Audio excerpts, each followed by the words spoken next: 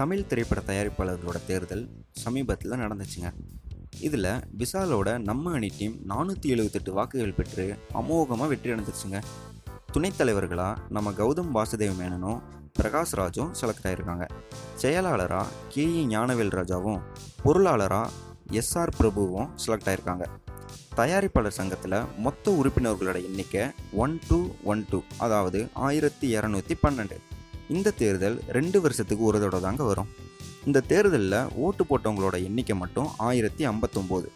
நம்ம விஷால் இந்த தேர்தலில் மொத்தம் 12 வாக்குறுதி கொடுத்துருந்தாரு.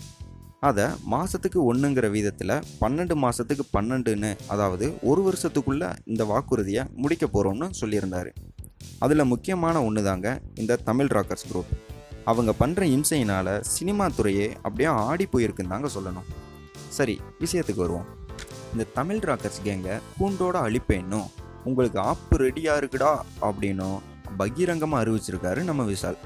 ஏற்கனவே இப்படித்தான் தமிழ் ராக்கர்ஸை சீண்டி பார்த்த ஒருத்தரோட படத்தை ஃபேஸ்புக் லைவில் டைரெக்டாக போட்டிருந்தாங்க நம்ம தமிழ் ராக்கர்ஸ் கேங்.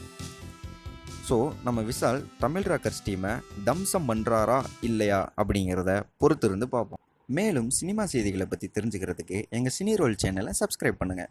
இந்த வீடியோ உங்களுக்கு பிடிச்சிருந்தா லைக் பண்ணுங்கள், கமெண்ட் பண்ணுங்கள் அண்ட் ஷேர் பண்ணுங்கள். டாடா.